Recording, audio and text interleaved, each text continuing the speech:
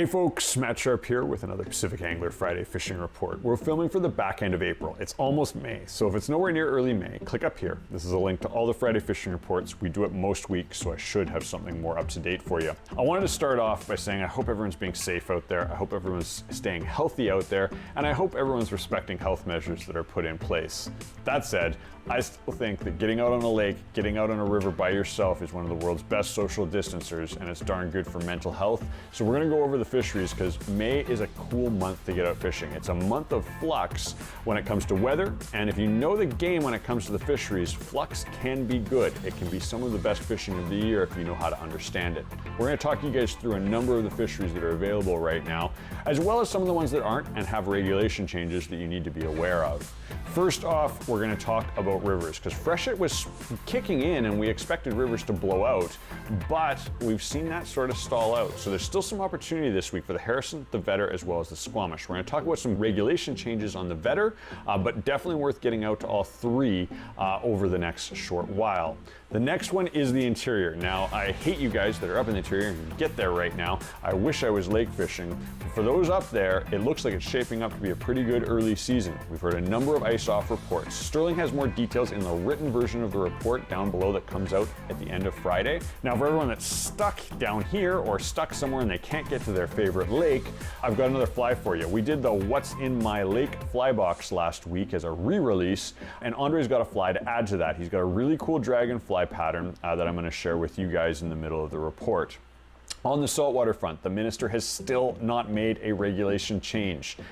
We're getting really frustrated. There is an inkling of hope that something might come this Friday. I am not holding my breath. Check down again at the written version of the report. We can update that much faster, and if something comes out Friday, we're going to put it there, or we're going to be putting it in our Instagram or our Facebook page. Make sure you're hooked up to those. I'll leave those down here for you as well. Fishing has been good. I've heard some excellent reports in the areas where you can catch and release Chinook fishing, be it across the strait or up the strait or up Howe Sound. We're going to touch base on what I've heard, because if regulation changes come, hopefully we'll have an opportunity to get out there.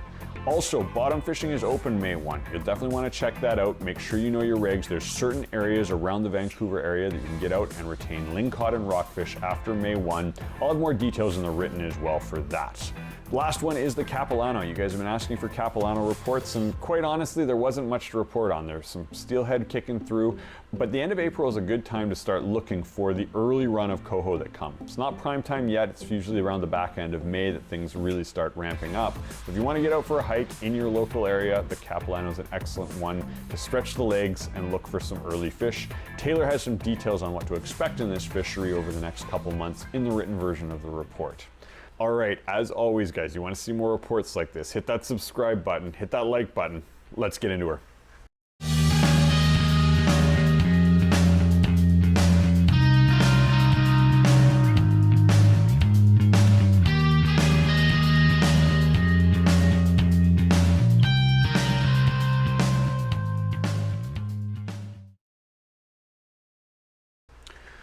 All right, so thanks for tuning in with me, guys, again. And what do we got here? Well, let's take a peek at the saltwater stuff first. Obviously, we're still frustrated.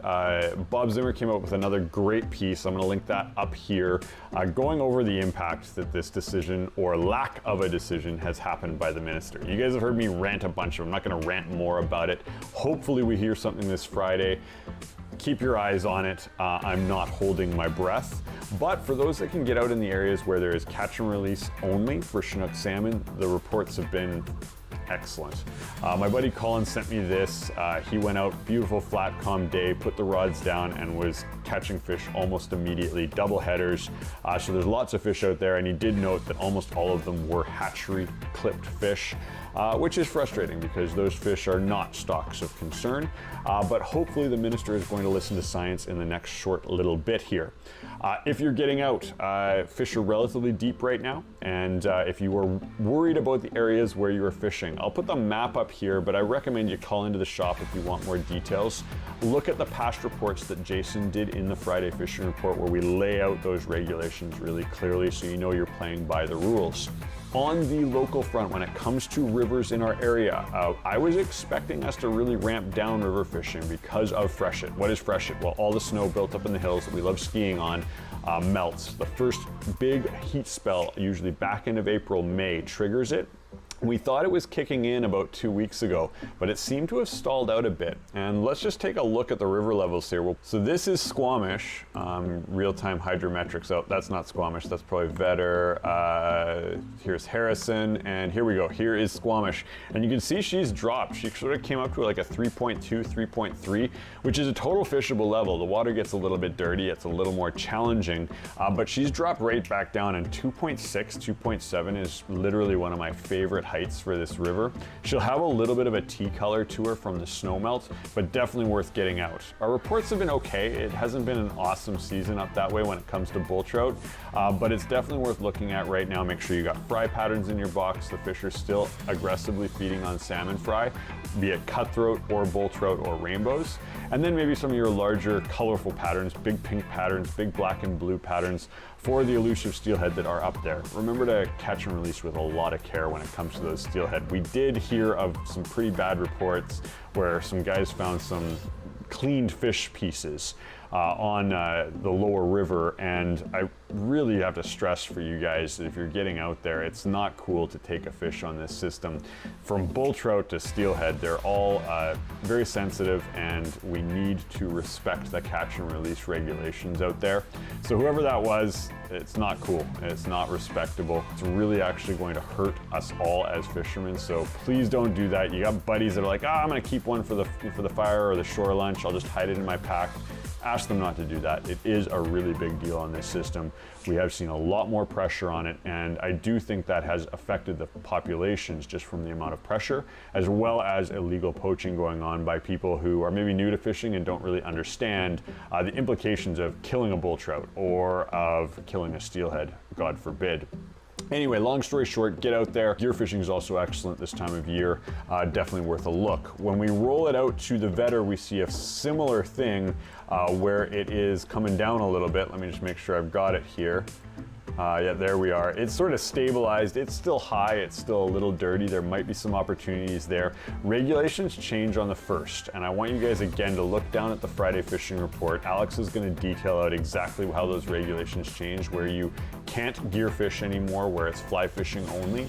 But it might be worth a look if it stays cool here in the long-term forecast. Let's pull that up now, because that's going to be super important. We'll pull up Squamish weather first. And we can see that we're gonna get some rain and cloud, and you would think that rain and cloud means raising rivers, but the amount of rain is not that much, and the temperatures aren't that bad. Yeah, we're gonna get 20 degrees on Thursday, literally the morning I'm filming right now, but it's gonna get cool again Friday, Saturday into Sunday, meaning it's sort of 13s, 14s, 16s, that sort of level. So I don't expect to see major rises in the river because of weather. Now let's last look at Harrison, because it's also worth looking at, but it can continue to rise, and that's because it's lake fed, so the fluxes are a lot less on a lake fed system, and it's still hikeable. Andre was out last week, he got a couple fish, and it's worth a go.